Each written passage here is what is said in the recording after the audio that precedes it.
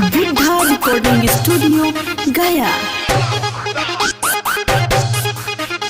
सुरेंद्र भैया जिंदाबाद जिंदाबाद जिंदाबाद, सन्नी जी जिंदाबाद जिंदाबाद जिंदाबाद। आपका बटन कहाँ दबेगा, भारत छाप जा रहेगा। आपका बटन कहाँ दबेगा, भारत छाप जा रहेगा। क्यों पड़े हो चक्कर में, कोई नहीं है टक्कर में। क्यों पड़े हो चक्कर में, कोई नहीं है टक्कर में। सुना ये चाचा चाची बतना भूलैहा, दही गुड़े खा के अपन जतरा बनैहा। बड़ा छप्पर बटा ना दबैहा, ये चाची सुना बतना भूलैहा। सुरेंद्र भैया के जीतैहा, ये दीदी सुना बतना भूलैहा। सुना ये भैया भौजी बतना भूलैहा, दही गुड़े खा के अपन जतरा बनैहा। बड़ा छप्पर बटा ना दबैहा, ये चाची सुना बतना भूलैहा। सुरेंद्र भैया के जीतैहा, गे दीदी सुना बतना भूलैहा। 1 2 3 4 सुरेंद्र में गायब की बार। 1 2 3 4 सुरेंद्र में गायब की बार। जहाँ देखो बार छाप वही दवाना बटरिया। जहाँ देखो बार छाप वही दवाना बटरिया।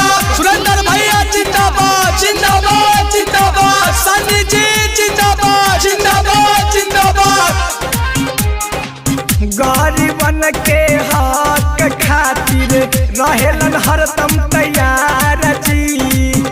ए चाची सुना, गरीबन के हक खातिर रहेलन हरदम तैयार जी। सुना ए भैया मजदूर किसनमा यही बायर जी हमारा जी। कर्मठ संख्या 7 न भूलैहा, ये चाची सुना बाटन दबैहा। बड़ा छप्पर बाटन दबैहा, गे दीदी सुना मुखिया बनैहा। सुरेंद्र मेहता जिंदाबाद जिंदाबाद जिंदाबाद, सन्नी जी जिंदाबाद जिंदाबाद जिंदाबाद। जात नहीं जमात चाहिए, हर वर्ग का साथ चाहिए। जात नहीं जमात चाहिए, पंचायत में विकास चाहिए। भारत छाप जिंदाबाद जिंदाबाद जिंदाबाद, भारत छाप जिंदाबाद जिंदाबाद जिंदाबाद। नाली गाली कोलनी सबके करथुन भैया पास जी। ए चाची सुनी था, नाली गाली कोलनी सबके करथुन भैया पास जी। एक बार मौका दे द करबी साबास जी। सुरेंद्र भैया के नीमन विचार हाई, चाची न भूलैहा। धुबुल पंचायतवा से जीतैहा, गे दीदी सुना बाटन दबैहा।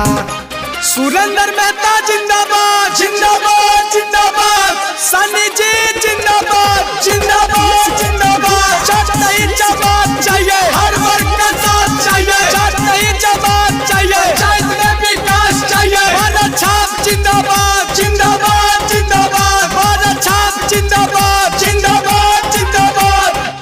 दुगुल पाना चैतावा के मुखिया पद उम्मीदवार जी।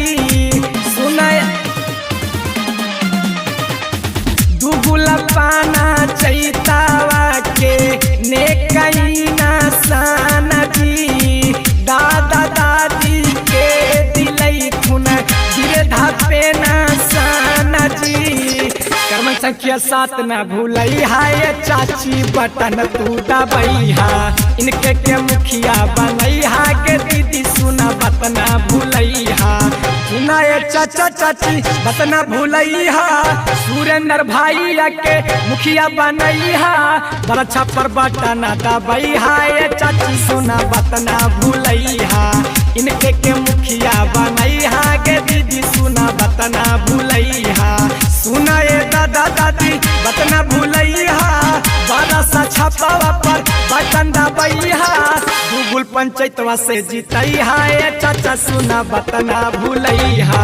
सुरेंद्र भैया के जीतैहा, गे दीदी सुना बतना भूलैहा। बुद्धा रिकॉर्डिंग स्टूडियो गया।